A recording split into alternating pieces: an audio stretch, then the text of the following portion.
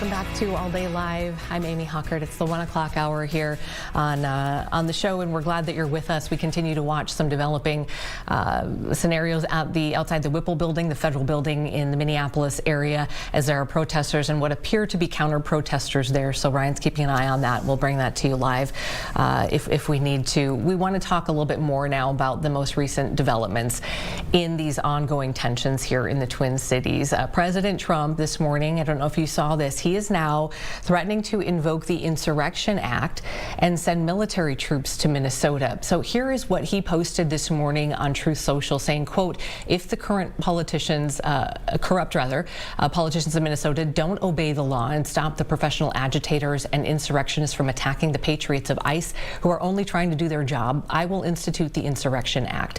He goes on to say that will, quote, quickly put an end to the travesty that is taking place in that once great state. Now, typically the Insurrection Act is invoked at the request of a governor. Doesn't appear to be the plan here. Last invoked 92 during the LA riots, and we've of course had the surge of immigration enforcement that really hit a fever pitch 1 week ago when Renee Good was shot and killed by an ICE agent in Minneapolis. And since then we have, as we just saw a few moments ago, countless protesters. There's been some property damage, and of course another shooting last night in Minneapolis, ICE-related, a man shot in the leg, expected to be fine. The agent, we don't have any update on his condition. We're going to talk about all of that in a minute, but first, we wanted to show you, I believe we have Governor Walz' reaction to the president's comments that he was going to invoke the Insurrection Act potentially here. So this is Governor Walz' reaction. He said he's believed that this Insurrection Act was really the president's plan all along, putting out a direct plea now to the president on social media.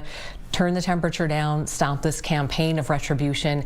This is not who we are. And also an appeal to Minnesotans that to speak loudly, urgently, but peacefully, cannot fan the flames of chaos. That's what he wants.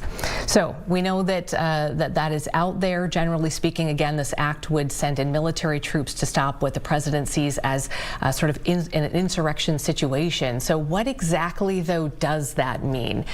William Muck is a political science professor at North Central College in Naperville, Illinois. Thanks so much for being with us. Oh, it's good to be here. All right, so let's just start with the basics, if we could. Insurrection Act, it's a big term. What exactly does this mean? So this is a federal law that goes all the way back to 1807 and basically gives the president the authority to deploy U.S. troops inside the United States. It is the one exception.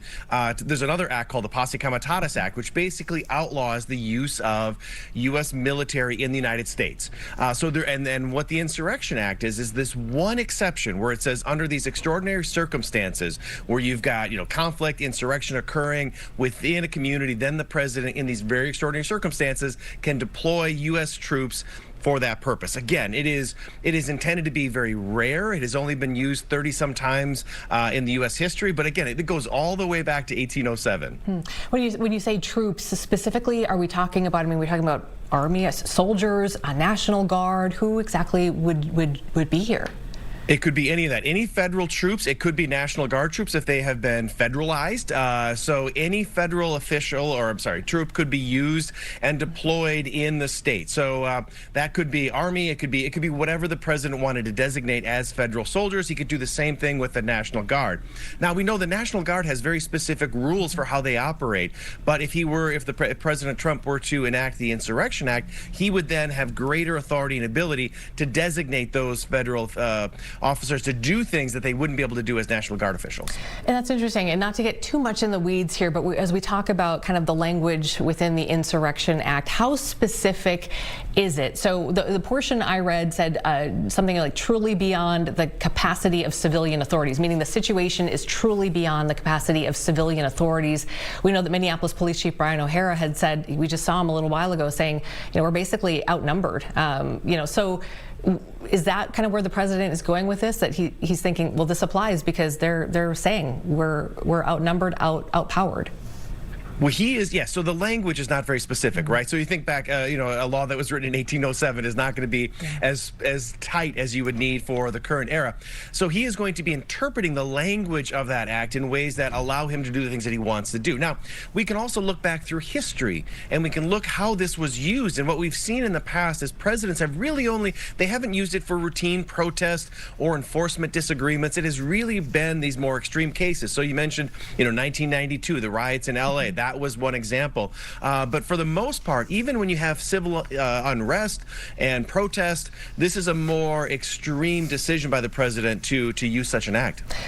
Can the courts get involved here, either on the front end, trying to block it, or a review if this were to happen, and sort of try to make changes if necessary later? How are the courts involved at all? I anticipate that they very much will be. Now, what's interesting about all this is that you can go back to a Supreme Court ruling from 1827, which basically that ruling said the president has the ability to make the determinations about whether it's appropriate to use the Insurrection Act. So that would give a lot of power to the presidency. Now, over more recent times, the Supreme Court has said, well, we can weigh in to see whether it's being used appropriately. So I think it is absolutely going to work its way through the courts and ultimately probably work its way up to the Supreme Court and decide when and whether the president has the authority to do this. William, you are a political science professor in Illinois, so it's fair to say you've been watching this kind of from afar. I don't know how closely you've been watching this, but I have to ask kind of what you're seeing with your political science hat on as you're watching all of this sort of play out here in the Twin Cities. A couple things jump out at me. One is it's not bizarre to have federal government and the state government at odds with each other. Throughout the U.S. history, we've seen that. What's unique about Minnesota is that the roles are flipped.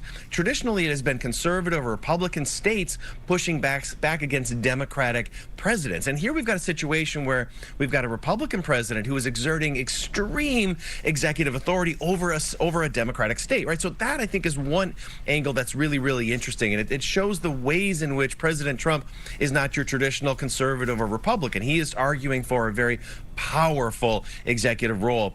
I think the other thing that I, from afar I'm looking at is the way in which this is impacting democracy. So a lot of people like myself who study democracy were thinking about the state of the American democracy and the challenges to that democracy. And I think what we're seeing here is, again, a president who is challenging the traditional role of the executive branch, arguing that he has extraordinary powers. And so I think that's also really important to think about, the ways in which this might potentially undermine the traditional operation of the democracy in the United States, because this is a very powerful position for the president to be. I think those are things that those outside of Minnesota are still thinking about as well. Yeah, and I just wanted to mention, we just did bring up a live look here now. This is the federal building, the Whipple building in Minneapolis area. We were just seeing we know there are anti-ICE protesters there, and what appears to be some counter protesters, and some pointing at each other and yelling. Beyond that, I don't see much more happening. It looks like, Brian, that the ICE agents are now much more distant than they were just a short time ago. Right. Okay. Just making sure. So thanks for bearing with us here on that. Also, I guess just, as you're here on the screen with us, sharing kind of in this moment, as you take a look at what's happening on the ground with the protesting, from a political perspective, again, this moment in time, what do you make of it from sort of the civics piece of it? Yeah, it seems like something that was in many ways inevitable. So the president has been arguing, even in his first term, he had been looking for opportunities to use the Insurrection Act, right? So during his first term, President Trump talked about that a lot, which is not uncommon. Presidents have talked about using it, but not in the same way that President Trump has. And so now in this second administration, it does appear that he is much more, that he's basically looking for an opportunity. And one wonders, this Minnesota and Minneapolis, this may be the opportunity to use it. I think the president is thinking long-term in terms about the ways in which he wants to govern the country. It's a much more forceful approach. So as I look at this, I think those are the issues that really jump out at me, that this, and again, this would historically be a unique way of using this, right? I mean, past presidents have not. The situation in Minneapolis does not rise to the same level as LA or the times that it was used for civil rights by Eisenhower, Kennedy, and Johnson. So this would be a very, very unique case and be giving a lot of power to the presidency. Finally, can I ask your take on the political theater that happens in situations like this? There's so much real, pain and on both sides of this. People are so exhausted. They're tired. They're angry. Maybe they're happy that this is happening. There are all these sides of it. The political theater piece always kind of gets me because just from interviewing so many politicians over so many, that there is definitely a layer of that, and you wish you could kind of help people cut through some of that. How are you seeing that playing out? I think our entire political system now is driven by political theater, and the sad part about that is, as you mentioned, as we think about the people in Minnesota, these are real people. These are real people who are being hurt. This is a real issue. But what happens is everything becomes federalized, so everything gets thrown into our partisan game right now, and so you see both sides operating within that game. And again, the Trump administration is very, very good at that. They're very good at using local issues to help them at a national level. The danger in that, though, is, again, these are real issues for Minnesotans. These are real challenges that have to be addressed. And when you increase the partisanship of it, it makes it hard for the local communities to solve this, right? This is a real issue for Minnesota. It's not an easy one to solve. But when you layer all of the country's hyper-partisan challenges on top of that, it becomes really, really difficult for local communities to grapple with these, again, real problems. Yeah.